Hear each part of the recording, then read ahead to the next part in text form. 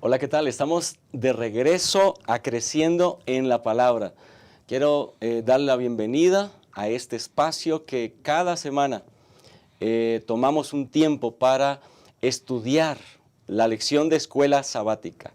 Estamos iniciando un nuevo trimestre, esta es la lección número 2 apenas, y este trimestre promete traernos un estudio muy profundo respecto al mensaje de los tres ángeles. Y para esta semana, el título de la lección es Un momento del destino. Y quiero introducir esta lección llevándote a Mateo capítulo 24 y el versículo 14. Palabra de Jesús: y será predicado este evangelio del reino en todo el mundo para testimonio a todas las naciones, y entonces vendrá el fin. Esas famosas promesas de Jesús. Será predicado este evangelio. La lección de esta semana revela claramente la manera como el evangelio de Cristo llegará hasta el último rincón de este planeta. Y hay algo interesante, y es la palabra testimonio. Justamente el Señor Jesús hizo referencia a que el poder del testimonio de los seguidores de Cristo harán que esta verdad llegue a muchas personas. Y entonces este testimonio va a causar que la gente tome una decisión de trascendencia eterna. O van a aceptar esta invitación del Evangelio de Cristo o lo van a rechazar. Y esa clase de decisiones que tome cada ser humano en este mundo va a llevar finalmente a la cosecha. Esa cosecha final, al retorno de Cristo Jesús. Así que la lección de esta semana es una lección muy interesante. Y para ello hemos dividido el tema de la lección en tres temas específicos. Número 1, decisiones que trascienden. Número 2, la venida del Hijo del Hombre. Y finalmente, las dos cosechas. Así que en estos tres temas vamos a estar hablando, compartiendo el tema de la lección de esta semana. Así que nos da gusto tenerte con nosotros. Un saludo especial a los maestros de Escuela Sabática. Este programa, este espacio es especial para ustedes. Un saludo también a cada uno de los hermanos que nos ven desde distintas partes del territorio de nuestro país, de México, pero también hay hermanos que usualmente nos saludan desde algún país en Sudamérica, desde Estados Unidos inclusive, desde España también.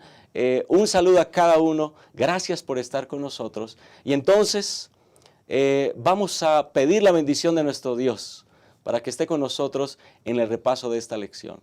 Oremos juntos. Bendito Dios, queremos darte gracias por esta oportunidad que nos das de estudiar la lección de escuela sabática. Te pedimos, Señor, que nos acompañes, que tu Espíritu Santo guíe el repaso de esta lección y que cada palabra expresada en este lugar pueda ser de bendición para cada una de las personas que nos ve. Gracias por escucharnos, en el nombre de Jesús. Amén. Quédate con nosotros, ya regresamos para iniciar con los temas tan especiales de esta lección.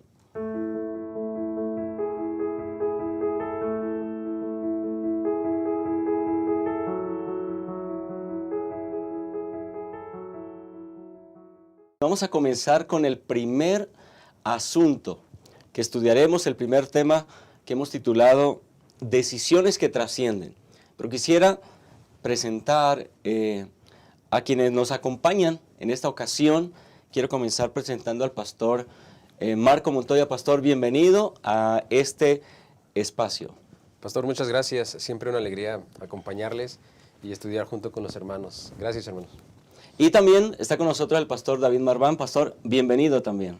Muchas gracias, Pastor Joyman. Siempre es una bendición poder estar en este lugar y compartir con nuestros hermanos, los que nos observan, conclusiones y algunas lecciones que podemos sacar de lo que estudiamos durante cada día, durante esta semana. Gracias, pastores. Pues Nuevamente, gracias por estar en este espacio, creciendo en la palabra. Esperamos que los conceptos que estudiemos aquí en esta mesa de diálogo puedan enriquecer también el estudio de la palabra de Dios. Decisiones que trascienden. Comencemos con el contexto que nos da la lección. A lo largo de la historia, Dios siempre ha tenido un mensaje en ciertos momentos decisivos de la historia. Por ejemplo, en la época de Noé, un mensaje decisivo de salvación antes del diluvio. En la época de Elías también un mensaje de salvación. En la época de Juan el Bautista también un mensaje que preparaba a las personas para recibir a Cristo Jesús encarnado. Así que a lo largo de la historia el Señor ha tenido un mensaje importante. Y por supuesto que en este tiempo, en el tiempo final, también hay un mensaje especial.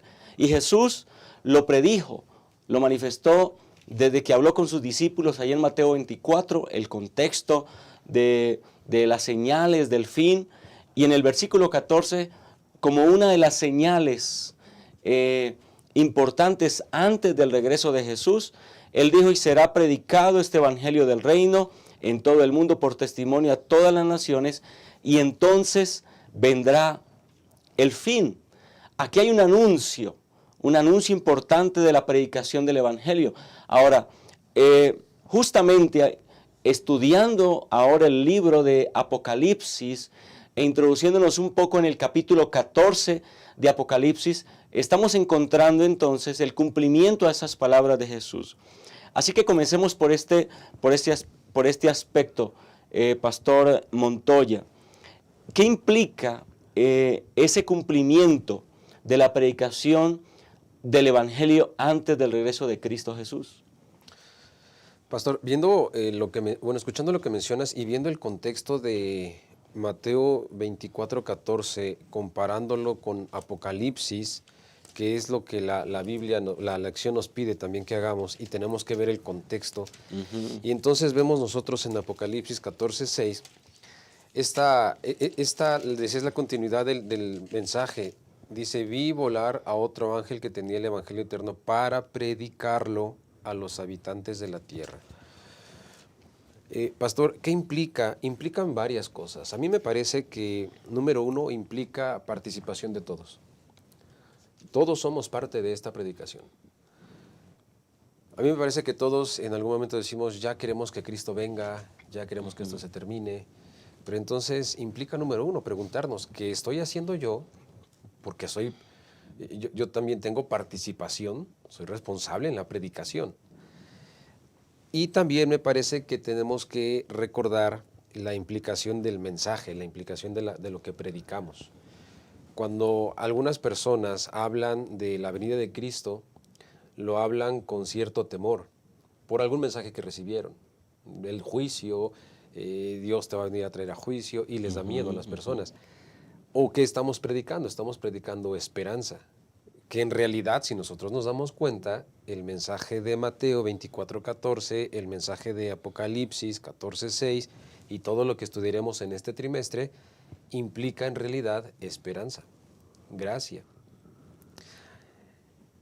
¿Gracia de qué y esperanza de qué? Bueno, la lección nos recuerda que nosotros tenemos que hacer conciencia que por casi 6,000 años este mundo ha estado impregnado de pecado. Ahora, ¿cuál es la esperanza? Que entonces finalmente seremos libres de esta impregnación del pecado. Eso es un mensaje de esperanza, pastor.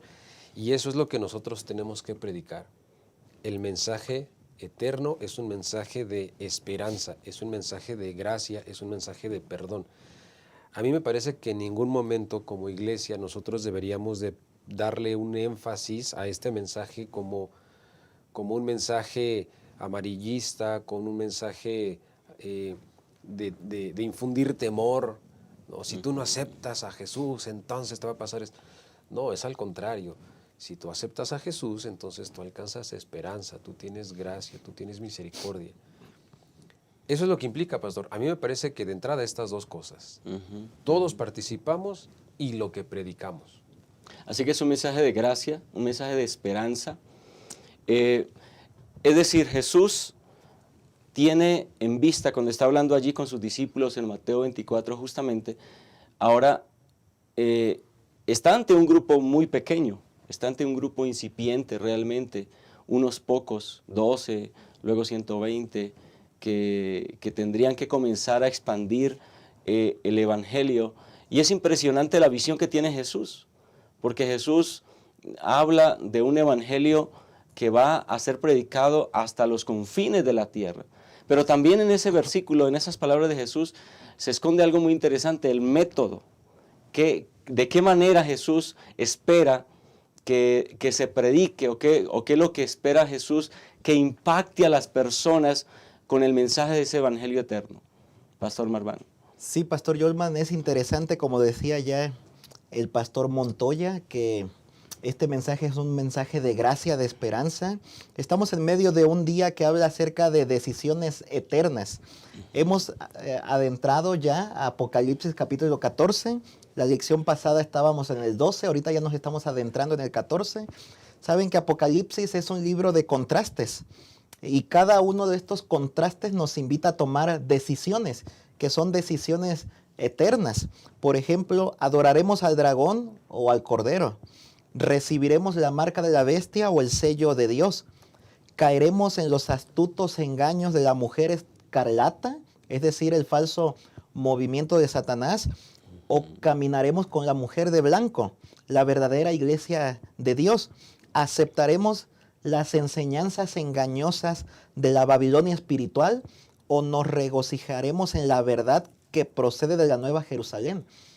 ¿Por qué el mensaje del Evangelio está aquí en medio de decisiones eternas? Bueno, porque lo que nosotros estamos viviendo, experimentando, deberíamos tomar la decisión de compartirlo con otras personas. Y como decía el pastor Yolman, ¿cómo lo vamos a hacer? El texto bíblico menciona por testimonio. Si bien es cierto que hay varias versiones que dicen para testimonio, hay algunas que también mencionan que este evangelio debe ser predicado por testimonio. Es decir, cada persona que se acerca a Dios, que se entrega a Dios, que se permite dirigir por Dios, es una persona que se convierte en un testigo. Como en algún momento lo dijeron Pedro y Juan, lo que hemos visto, lo que hemos oído, lo que palparon nuestras manos, tocante al verbo de vida, entonces eso es lo que les anunciamos. Un testigo es aquella persona que comparte lo que él mismo vio, lo que él mismo escuchó. Si lo llevamos pues a los términos, pues en un tribunal, en un juicio, pues un testigo normalmente da juramento o promesa de que lo que va a decir es fidedigno, es real, es verdadero. Y los testimonios de los testigos pueden ayudar para que pues un juicio se pueda resolver. Lo mismo tiene que suceder en la vida espiritual. Nosotros necesitamos tomar la decisión de predicar al mundo entero acerca de las vivencias que nosotros tenemos con Jesús. ¿Y qué es lo que vamos pues a testificar a través de lo que nosotros mismos estamos experimentando? Si a nosotros nos está funcionando, pues hay que compartirlo con los demás. A las personas casi no es que nos escuchan lo que nosotros tenemos que decir, sino que en realidad observan si lo que nosotros estamos diciendo está en congruencia con lo que estamos haciendo. De tal manera que si lo que nosotros decimos no es congruente con nuestras acciones, entonces las personas no le prestarán atención. Pero si nosotros les hablamos por viva voz y al mismo tiempo ellos se dan cuenta que lo que nosotros estamos viviendo es congruente con lo que decimos, eso va a tener un impacto poderoso en la vida de las personas. Y a eso se refiere el texto bíblico de predicar por testimonio. De tal manera que las personas puedan darse cuenta que lo que nosotros decimos lo estamos viviendo y es cierto, que nos está funcionando a nosotros y que por lo tanto también les puede funcionar a ellos. Excelente. Vea qué interesante que aquí entonces encontramos en lo que nuestros compañeros han mencionado elementos que nos involucran entonces a nosotros ya como creyentes. Número uno, el tiempo en el cual vivimos, un tiempo escatológicamente importante, ya a puerta de la segunda venida de Cristo. Se espera entonces que el mensaje llegue hasta los confines de la tierra. Y número 2, se espera que seamos nosotros los que conduzcamos o llevemos este mensaje a las demás personas. Ahora, cuando eso ocurre, entonces las personas tienen que ser confrontadas a tomar una decisión. Y de ahí este aspecto, ¿no? Decisiones que trascienden. ¿Cómo es que este mensaje tiene que llevar a las personas a tomar una decisión por Cristo? Pastor, las decisiones se manifiestan en acciones. Porque puede haber personas que digan, sí, yo decido por Cristo, pero no lo manifiestan en su vida. Y como decía el pastor Barbán hace un momento, ese testimonio, una persona que acepta a Cristo se convierte en un testigo. Y cuando nosotros tomamos decisiones, pero no las manifestamos en acciones, prácticamente no estamos predicando, ni por palabra ni por acción. Cuando nosotros decidimos aceptar a Cristo, decidimos inclinarnos, como decía el pastor Marván, son decisiones, Apocalipsis son decisiones, y entonces nosotros decidimos inclinarnos por Jesús y por este mensaje de esperanza, lo manifestamos en acciones. En el momento en el que lo manifestamos en acciones y nos mantenemos con fuerza en medio de un mundo que está en pecado, déjame decirte, pastor, me he dado cuenta que si bien es cierto hay una corriente social muy fuerte que pareciera ir en contra de los principios bíblicos, pero déjame decirte que me he dado cuenta, hermanos, me he dado cuenta que cuando hay una persona que se mantiene firme a sus principios y que parece ir contra la corriente social, me he dado cuenta que a veces hasta en vez de criticarlo, lo admiran. Es decir, hermanos, cuando tú te mantengas fiel, firme a la fe que has aceptado, has decidido seguir a Cristo, déjame decirte que la gente, decía el pastor Marván, la gente te observa, la gente me observa, y cuando ven a alguien firme en su fe, lo admiran. Eso es el testimonio, pastor. Que a lo mejor sin decir palabra, con tus acciones, que tú te mantienes firme a lo que has creído, la gente te admira. Es ese momento cuando el Espíritu Santo puede utilizar para que a través de tus acciones Jesús pueda entrar a la vida de otras personas. Eso es lo que el Señor está esperando de nosotros. Dice la señora White, que aunque los cielos se desplomen, podamos mantenernos nosotros del lado de la justicia. Exactamente. Y de esta manera entonces se espera que cada persona entonces tome su decisión por Cristo. Ahora, si bien hay una decisión final, hay una decisión conclusiva por Cristo Jesús, es evidente que las personas no tendrían que esperar, Pastor Marván, hasta cuando vean a Jesús venir en las nubes para decir, ahora sí acepto a Jesús. Implica que las decisiones por Cristo comienzan desde ahora mismo. Sí, qué interesante tema lo que tiene que ver con las decisiones. Podríamos ir inclusive un poquito atrás, ¿no? Los pensamientos nos llevan a tomar decisiones. Las decisiones, acciones, como decía el pastor Montoya, ustedes saben que las acciones en forma repetitiva pues generan hábitos y los hábitos pues el carácter, que será lo que llevaremos al cielo. Así que ojalá que las decisiones que tomemos pues siempre sean correctas a favor de Cristo. Qué interesante que en Apocalipsis, aquí Apocalipsis 14, durante este trimestre vamos a ir viendo el desarrollo y nos vamos a dar cuenta que de acuerdo a la profecía bíblica llegará un momento en la historia del mundo, hacia el futuro todavía, en el que tendremos que tomar una decisión, ya sea a favor de Cristo o en contra de Cristo, ya sea de hacer lo que quizás la mayoría del mundo estará haciendo en ese momento o mantenernos fieles y leales delante de Dios. Sin embargo, eso no significa que desde ahora podemos tomar decisiones que nos ayuden para que podamos ser desde ahora fieles a Dios. Por ejemplo, todos los días tomamos decisiones. decisiones que a lo mejor pueden ser no trascendentales desde que nos despertamos. Ya me desperté, me levanto en este momento, dentro de unos minutos más, me levanto por el lado izquierdo, el lado derecho de la cama, me baño, tomo el desayuno, leo un poco, ¿qué hago primero? Me baño y después de eso, ¿qué vestimenta voy a usar? ¿Por qué lugar me voy a ir al trabajo? Decisiones que aparentemente no son trascendentales, pero hay otras decisiones que podríamos decir que son pequeñas también, que pueden ir impactando también en nuestra vida. ¿Qué clase de lectura estoy teniendo? ¿Qué es lo que están viendo mis ojos? ¿Qué música estoy escuchando? Varias cosas, decisiones diarias que o pueden acercarnos más a Cristo o imperceptiblemente nos pueden estar alejando de Cristo. Lo que queremos decir es que no tenemos que esperar hasta el tiempo de crisis para elegir estar del bando de Jesús, sino que estar del bando de Jesús lo vamos eligiendo desde ahora.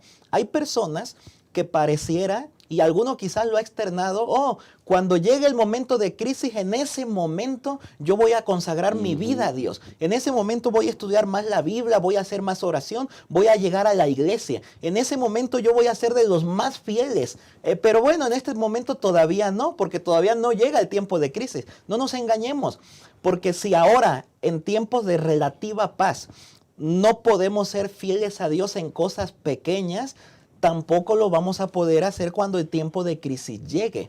La corriente va a ser tan fuerte que nos va a arrastrar. Así que es ahora, desde las decisiones pequeñas que tomamos, que vamos haciéndonos hábitos, que van formando nuestros diferentes caracteres para que podamos estar en comunión con Dios. Así que Dios nos ayude para que podamos tomar decisiones correctas, tanto en las pequeñas como en las grandes, a favor de Jesús. Gracias, pastor. Marván, gracias, pastor Montoya. Creo que es importante comenzar la lección de esta semana con estos pensamientos. Es poco probable que alguien que constantemente en su vida diaria toma decisiones equivocadas, que lo separan de Cristo, que le restan tiempo a las cosas de Dios, al final, llegado el momento decisivo, tome una decisión por Cristo. Es muy poco probable porque esa persona ya ha tomado un camino, ya ha formado unos hábitos en su carácter que difícilmente cuando se confronte en algún momento decisivo de su vida recule y tome decisión por Cristo. Así que por eso esas pequeñas decisiones que hoy tomamos, como decía el pastor Barbán, tan pequeñas o aparentemente poco importantes, de tomar tiempo para estudiar la Biblia, de tomar tiempo para orar, de compartir el Evangelio con otra persona, de consagrar mi vida al Señor, de mantenerme fiel en algunos pequeños asuntos de la vida, como la observancia del sábado, etcétera. Elementos que pareciera que hoy no generan, no escandalizan, no nos complican la vida, son elementos que nos pueden preparar para tomar decisiones finales. Termino este primer momento compartiendo este pequeño párrafo que está en Eventos de los Últimos Días, página 299. Jesús no cambia el carácter en su venida. La obra de transformación debe hacerse ahora.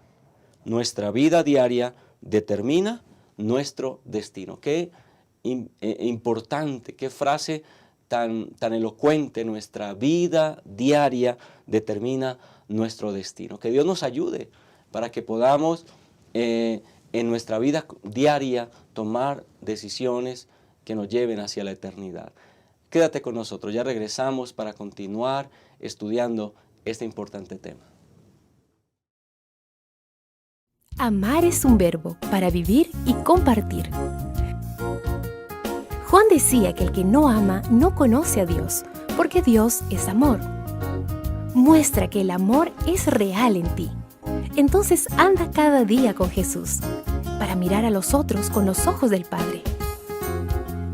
Deja que el amor de Dios motive tus pensamientos hacia los demás y tus acciones por ellos. Mira con simpatía, sin hacer ningún tipo de discriminación. Y di solamente cosas buenas sobre los hermanos. Amar. Esta es nuestra misión. regresamos nuevamente a el estudio de la lección de esta semana y vamos entonces con el segundo tema, la venida del Hijo del Hombre. Y creo que aquí está alrededor de este tema en particular, está el desarrollo de la lección de esta semana. En Apocalipsis 14 hay diversos textos clave en relación al último mensaje, es este mensaje de esperanza, este mensaje de llamado a este mundo justo antes del regreso de Cristo Jesús. Pero es ese el énfasis. El énfasis está en el regreso de Cristo Jesús a este mundo. Y cuando Juan hace referencia a ese regreso de Jesús, él usa un nombre muy interesante que está ahí, lo encontramos en Apocalipsis 14:14. Vi una nube blanca, sentado sobre la nube, uno semejante al Hijo del Hombre. Así describe Juan a Cristo Jesús. Pastor Montoya, ¿por qué Juan usa este nombre específico y no otro para referirse a Jesús en su segunda venida? Sí, es muy interesante, pastor y hermanos, porque si nosotros recordamos quién era Juan, nosotros ahorita estamos estudiando Apocalipsis, estamos estudiando esta etapa de la vida de Juan, la etapa final de su ministerio. Exacto. Pero si nos remontamos a la etapa inicial de su ministerio, cuando es Jesús mismo el que lo llama, cuando es con Jesús con quien camina todos estos años, de Jesús quien aprende todos, es decir, esta cercanía que tuvo Juan con Jesús y que durante todo el ministerio de Jesús, Juan caminando con él, escuchaba de Jesús, dice la lección, 82 veces que Jesús se refirió a sí mismo como Hijo de Hombre. ¿Y por qué se refirió Jesús a sí mismo como Hijo de Hombre? Bueno, porque era una de las formas que a Jesús más le gustaba que se refirieran a él, porque este nombre reflejaba cariño, reflejaba cercanía a la gente, reflejaba, les inspiraba confianza a las personas el que Jesús se dijera, yo soy Hijo del Hombre. Ahora, eso nos hace sentir que nosotros tenemos a un Salvador que nos entiende. Cuando Juan camina con Jesús durante todo su ministerio, escuchando de Jesús decir 82 veces, yo soy el Hijo del Hombre, ahora cuando entonces Juan escribe en la etapa final de su ministerio, en Apocalipsis 14:14, y entonces dice, yo Juan vi sentado en el trono a uno semejante al Hijo del Hombre, yo digo, pastor, esto es sorprendente, porque ¿de qué otra manera pudo haber dicho Juan, vi a Jesús sentado? Él mencionó ese nombre que Jesús nos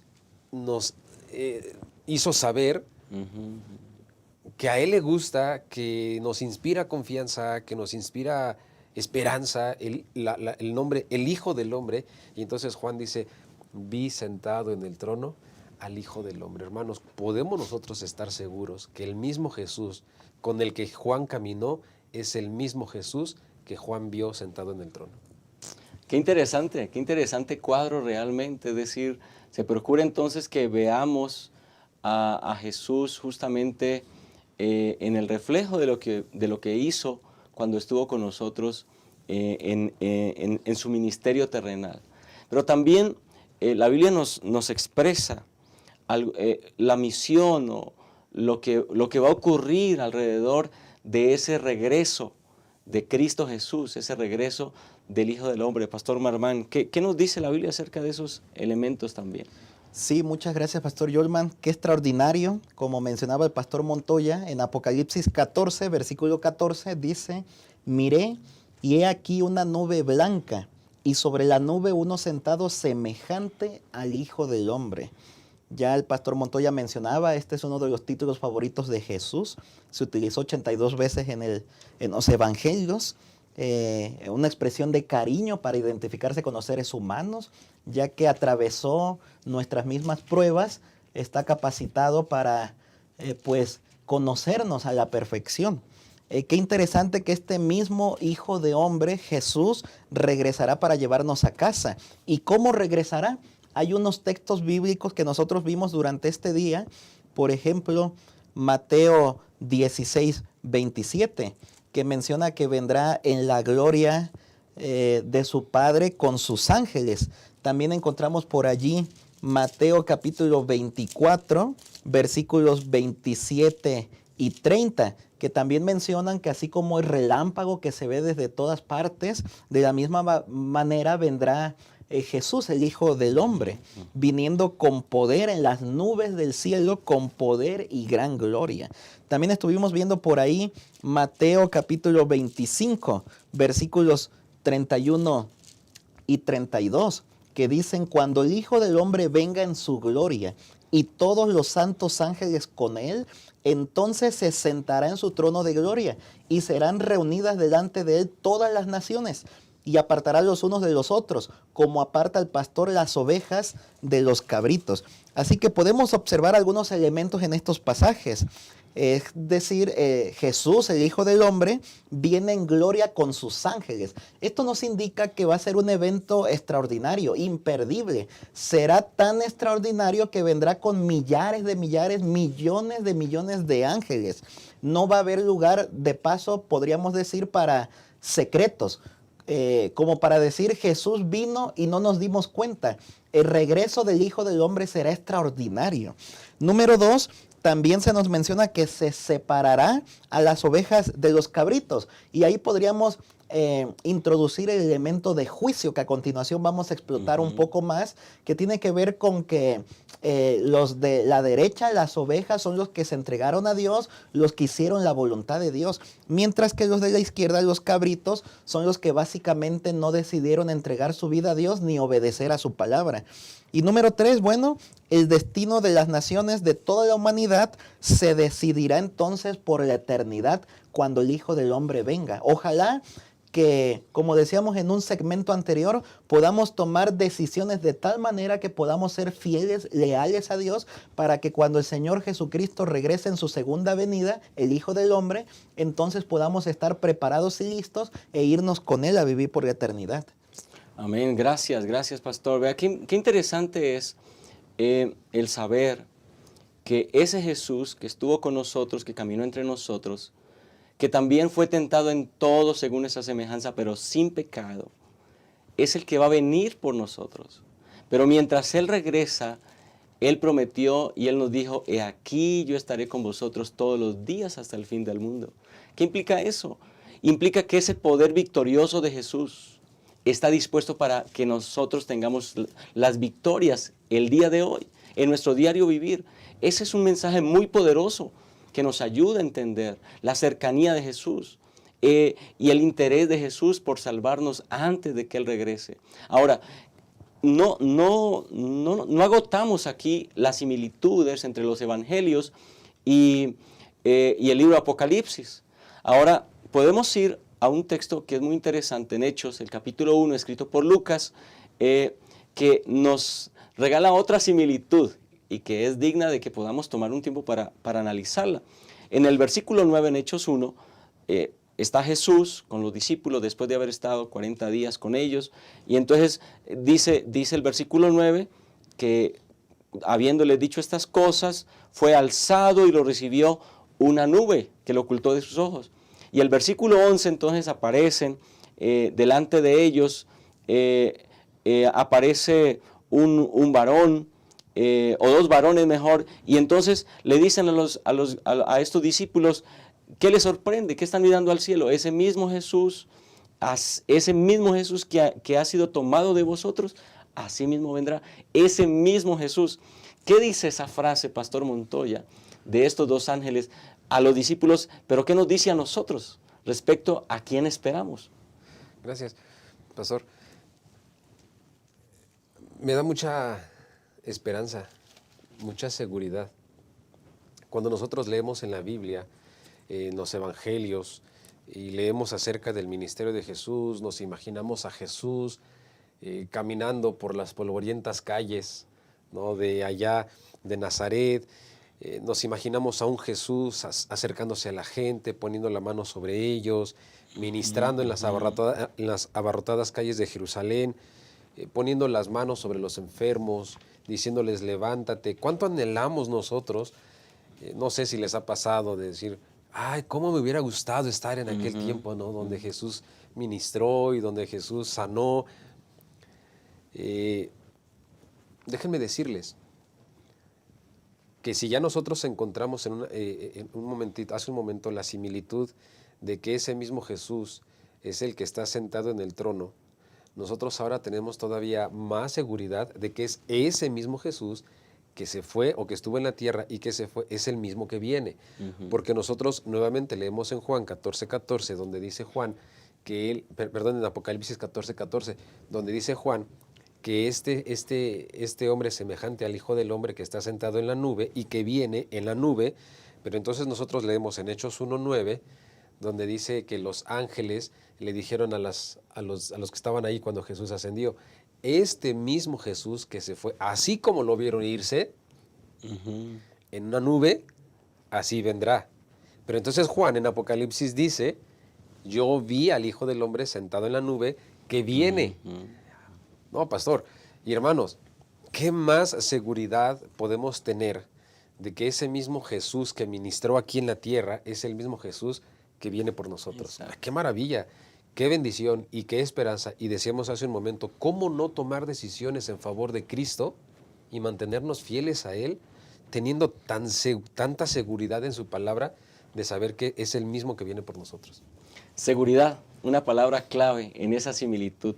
Pero nos encontramos algo también muy interesante, y es que no solamente esto ocurre en el Nuevo Testamento. Jesús usaba esa frase para referirse a sí mismo, los discípulos posteriormente la usaron para hablar de sí mismo, el Hijo del Hombre, pero también en el Antiguo Testamento, Pastor Marván, encontramos ese uso. Sí, correcto. Me gustaría decir o agregar algo más acerca de las nubes. Cuando nosotros hablamos acerca de las nubes, podemos ver en las escrituras bíblicas que representan la presencia de Dios. Por ejemplo, durante el Éxodo se menciona que el Señor iba delante de ellos de día en una columna de nube para guiarlos por el camino. Éxodo 13:21. En el Sinaí también, cuando Moisés recibe las tablas de los 10 mandamientos, el registro dice, una nube cubrió el monte, Éxodo 24:15. La gloria de Dios descansó sobre el Sinaí y la nube lo cubrió durante 6 días. Más adelante, Éxodo 24:16. Al momento de la dedicación también del antiguo santuario israelita en el desierto, la presencia de Dios se reveló a través de una nube que descansaba a la puerta del santuario. También cuando el sumo sacerdote entraba en el lugar santísimo del santuario, la presencia de Dios también se manifestaba mediante su aparición a través de una nube sobre el propiciatorio. Levítico 16:2. En una forma magnífica, en una escena de juicio que se describe en Daniel capítulo 7, versículos 9 hasta el 14, Daniel contempla que en las nubes del cielo venía uno como hijo de hombre. En la ascensión, como ya se mencionó, se presenta a Jesús cubierto de una nube y llevado al cielo. Así que Jesús ascendió en nubes y de esa misma manera regresará en gloria en las nubes de los cielos, como dice Apocalipsis, en diferentes lugares. Y quisiera mencionar en este momento específicamente Daniel capítulo 7, que es muy interesante. Daniel capítulo 7, en el contexto de los versículos 9 al 14, nosotros podemos encontrar aquí una escena de juicio. Dice el versículo 9 que fueron puestos tronos. También se menciona a un anciano de días, el juez. Más adelante, el versículo 10 lo vuelve a ratificar y la última parte dice, el juez se sentó y los libros fueron abiertos. Los libros que dan evidencia de los registros para llevar a cabo un juicio. Más adelante el versículo 13 dice, miraba yo en la visión de la noche y he aquí que con las nubes del cielo venía uno como un hijo de hombre, que vino hasta el anciano de días y le hicieron acercarse delante de él. 14. Y le fue dado dominio, gloria y reino, para que todos los pueblos, naciones y lenguas le sirvieran. Su dominio es dominio eterno que nunca pasará y su reino uno que no será destruido. Así que qué interesante, Pastor Jolman, que nuevamente se vuelve a utilizar este título Hijo del Hombre, pero ahora en un contexto de juicio. ¿Por qué en un contexto de juicio? Bueno, como ya se ha indicado, la frase Hijo de Hombre tiene que ver con acercamiento. al ser humano. Con decir yo mismo viví como tú viviste, aunque sin pecado, yo enfrenté tus pruebas, yo morí en tu lugar, yo te conozco a la perfección. Solamente uno que nos conoce es el que puede hacernos juicio, porque sabe pues nuestras tentaciones, nuestras debilidades, nuestras pruebas. Qué extraordinario que Jesús es nuestro abogado, pero al mismo tiempo también es nuestro juez. Nos conoce a la perfección y por lo tanto Él nos garantiza, nos da la seguridad de que si nosotros nos entregamos a Él y vivimos de acuerdo a su voluntad y tenemos fe en todo lo que Jesús ha hecho en favor nuestro, nosotros seremos libertados en el momento del juicio. No por las acciones que hagamos, sino por aceptar todo lo que Jesús ha hecho en nuestro favor. El juicio, pues, revela que tanto el Padre, el Hijo y el Espíritu Santo han hecho todo lo posible, inclusive lo imposible, para salvar a la humanidad. El juicio vindica a los santos del Altísimo, como vemos en Daniel 7, pero también y sobre todo vindica el carácter de Dios ante todo el universo, ya que como veníamos viendo desde la primera lección, Satanás se ha encargado de manchar el carácter de Dios, pero entonces el juicio vindica al pueblo de Dios, pero también el carácter de Dios. Que el Señor nos ayude para que podamos hacer su voluntad y salir libres en el momento del juicio.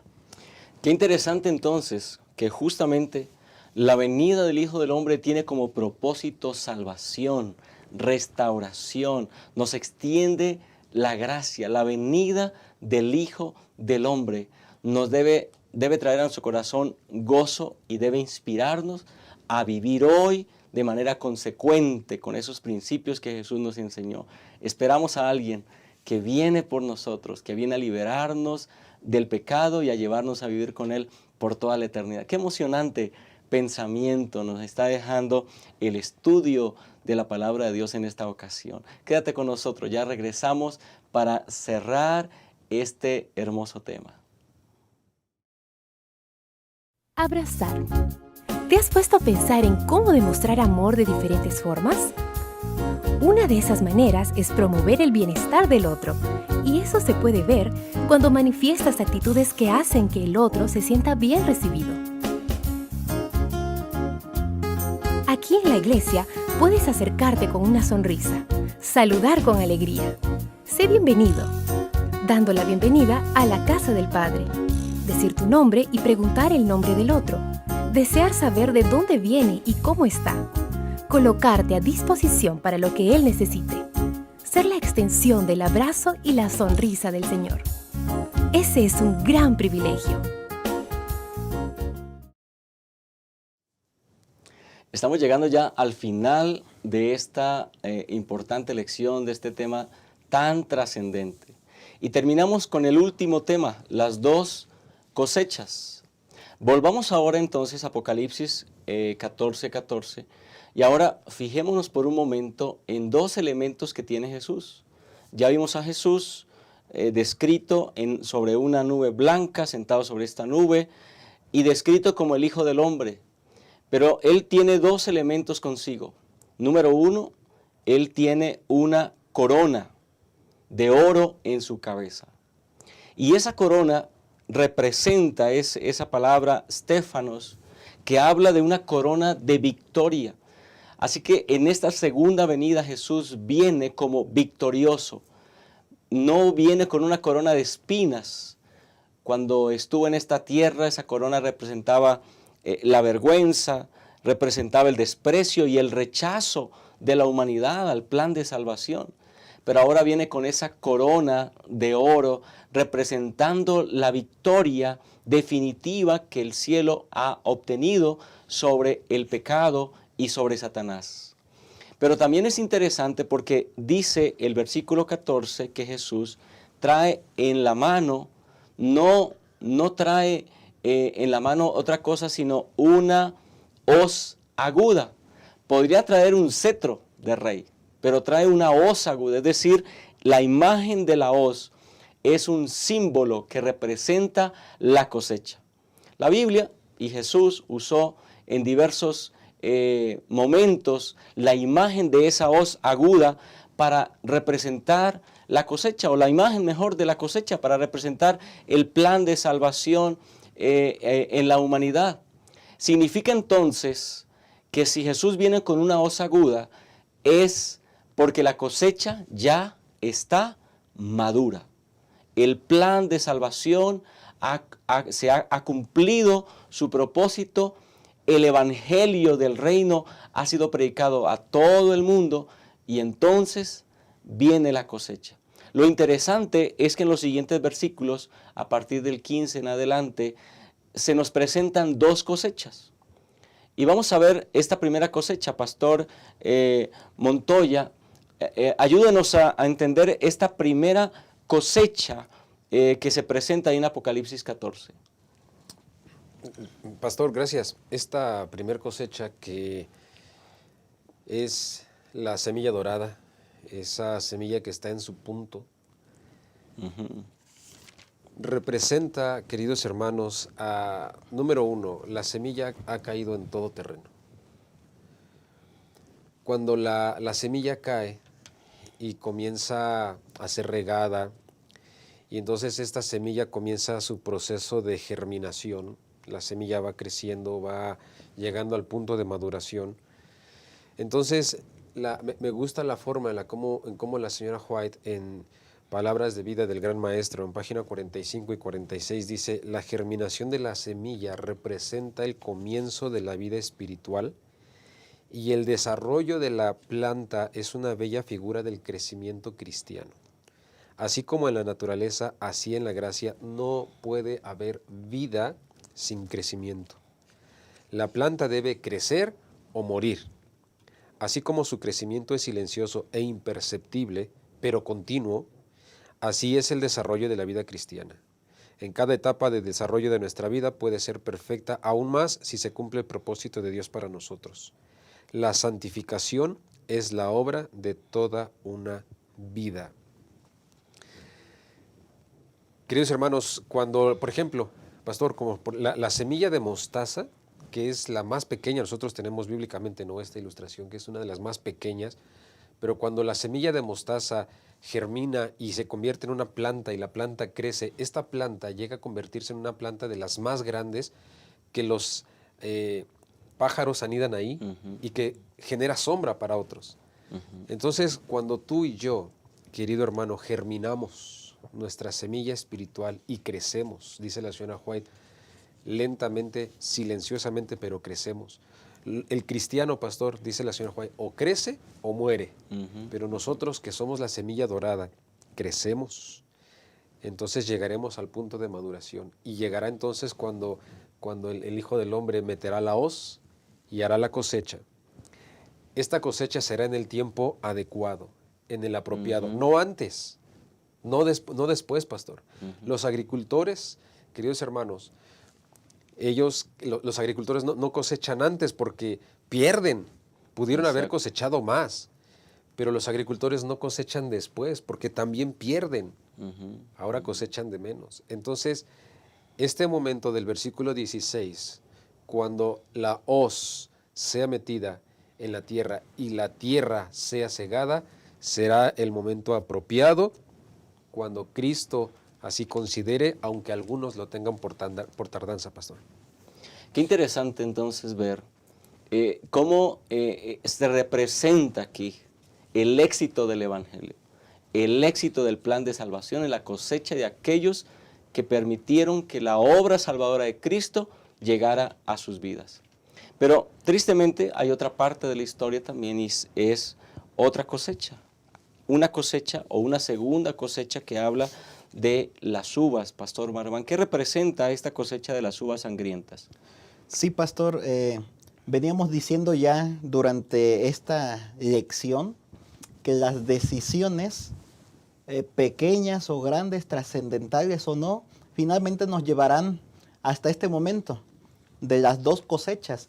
Las decisiones que fuimos tomando nos llevarán a un punto donde nosotros estaremos preparados, maduros, ya sea para una cosecha o para la otra, ¿no? Ya el pastor Montoya mencionaba acerca de esta primera cosecha que se menciona allí en los versículos 15 y 16. A partir del versículo 18, desde 17, comienza diciendo que hay otro ángel del templo que también tiene una hoz aguda. Y dice el 18, y salió del altar otro ángel que tenía poder sobre el fuego.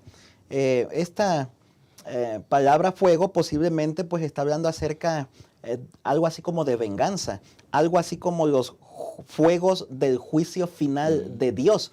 Y aquí es importante mencionar en esta segunda cosecha que saben que hay algunas personas, inclusive hay algunos grupos cristianos, iglesias, que cuando hablamos un poco de juicio, cuando hablamos de las dos cosechas, de las ovejas, de los cabritos, pues como que algunos dicen, no, pero es que Dios es amor y al final todas las personas se van a salvar.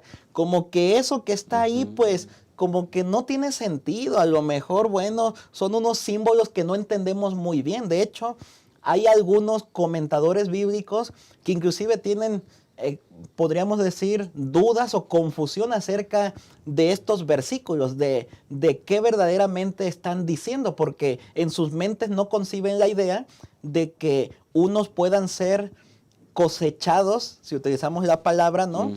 Para vida eterna, mientras que los justos, mientras que otros puedan ser cosechados pues para lo contrario, ¿no? Para muerte eterna, los impíos. Sin embargo, ese tema es consistente en la palabra de Dios, en el que Dios viene y vendrá en juicio sobre la raza humana y serán cosechados los justos, pero lamentablemente también los impíos. Y es por eso que ahí sigue diciendo el versículo 18 al ángel, mete tu hoz aguda y vendimia los racimos de la tierra, porque sus uvas están maduras.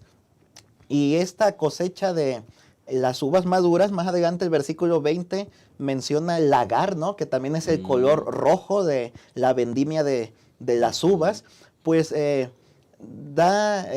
explica, ¿no? Lo que tiene que ver con el pecado, lo que tiene que ver con los injustos, lo que tiene que ver con aquellos que no decidieron pues acercarse a Dios, no tomaron decisiones de creer en Dios, no tomaron decisiones de permitir que Dios dirigiera sus vidas, de tal manera que lamentablemente pues van a estar maduros ya para una cosecha, pero no para una cosecha agradable, no para vivir con Cristo por la eternidad en su segunda venida, sino lamentablemente para formar parte de ese lamentable grupo que tendrá una muerte eterna y que se perderá por la eternidad. Así que esto tiene grandes lecciones para nuestra vida hoy.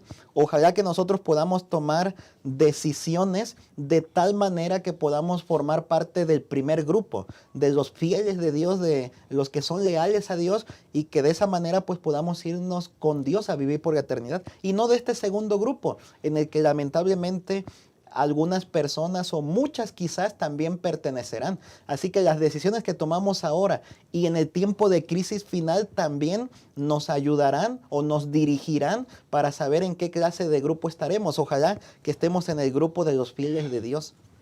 Bueno, pues justamente el llamado, la invitación que el estudio nos está haciendo es hacer los arreglos necesarios en nuestra vida, afianzar nuestra experiencia espiritual de tal manera que podamos tener la seguridad en Cristo Jesús de hacer parte de esta primera cosecha, la cosecha del grano maduro. Sin embargo, es importante entonces lo que la palabra de Dios nos está recalcando. Antes de que Cristo venga, cada persona en este mundo habrá tenido la oportunidad de decidir aceptar la gracia y el poder de Dios en su vida o rechazarla. Y cada una de esas decisiones tendrá su consecuencia. Estamos llegando ya al final de un tema extraordinario, un tema maravilloso, un tema revelador, un tema muy importante para nuestras vidas. Y quisiera dar la oportunidad a nuestros invitados de esta ocasión para que nos compartan a manera de conclusión algunas palabras para los hermanos que nos están viendo, para los maestros de escuela sabática que nos ven. Y voy a comenzar, Pastor Montoya, algunas palabras a manera de conclusión. Gracias, Pastor. Mis queridos hermanos, me gustaría mencionarles estas palabras como una invitación, como una conclusión a la que podemos llegar después del repaso de lección de esta semana. Mis hermanos, La venida del Hijo del Hombre, la cosecha se acerca.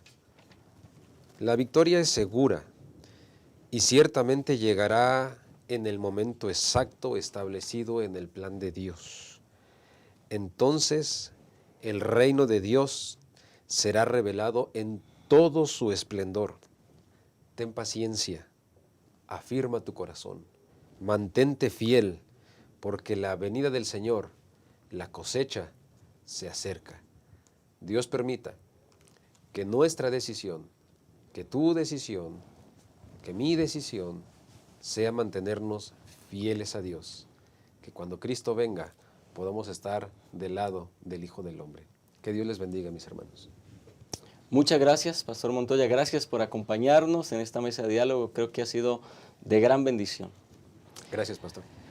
Pastor Marván, algunas palabras a manera de conclusión. Sí, pastor, el eje central de Apocalipsis 14 que estaremos estudiando durante este trimestre justamente tiene que ver con el regreso del Hijo del Hombre, la segunda venida de Jesús. Todo lo que sucede en nuestro mundo apunta que el fin de las cosas se acerca y que Cristo Jesús viene pronto. Cada vez más guerras y violencia, más enfermedades, hambre, desastres naturales. Es cierto que en todo tiempo han sucedido.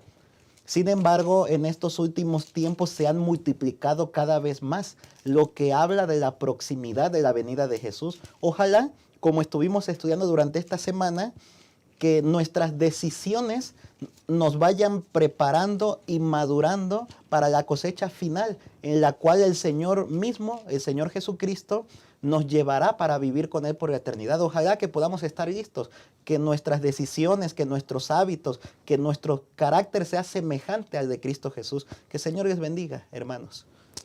Muchas gracias, Pastor David, también muchas gracias por estar con nosotros, por acompañarnos en esta mesa de diálogo. Y bueno, hermanos, pues vamos a cerrar esta lección. Y quiero llevarlos a Filipenses capítulo 1 y el versículo 6. Que dice, estoy persuadido de esto, que el que comenzó en vosotros la buena obra, la perfeccionará hasta el día de Jesucristo. El apóstol Pablo nos está señalando justamente que la obra que el Señor comenzó en nuestro corazón, el mismo Señor la culminará. Pero la pregunta es, y que creo que es importante que nos podamos hacer frente al tema que estamos estudiando, ¿que acaso habrá algo en nuestra vida que está impidiendo que esa obra de transformación concluya? Es posible, hermanos, que pueda ser que en nuestra vida hay algo que pueda estorbar nuestra experiencia espiritual. Es por eso que la lección de esta semana nos invita a reflexionar respecto a nuestra preparación espiritual. Esa preparación que requerimos para estar de pie aquel glorioso día cuando Jesús se manifieste en las nubes de los cielos. Y quiero compartir un párrafo muy cortito que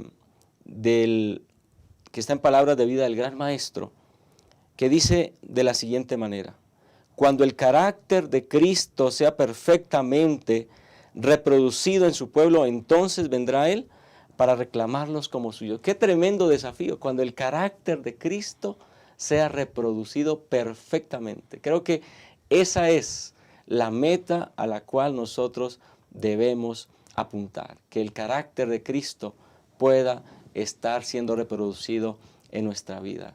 Agradecemos mucho por la oportunidad de compartir este tiempo, de poder llevarles este mensaje de salvación a través del repaso de la lección de escuela sabática. Gracias por seguirnos en creciendo en la palabra, y aprovecho por supuesto para saludar a los maestros de escuela sabática e invitarles para que puedan este próximo sábado dar un mensaje de esperanza a sus estudiantes en escuela sabática. Y también, hermanos, les esperamos la próxima semana. En la siguiente lección esperamos compartir con ustedes, seguir estudiando juntos la palabra del Señor. Dios les bendiga y nos vemos entonces la próxima semana.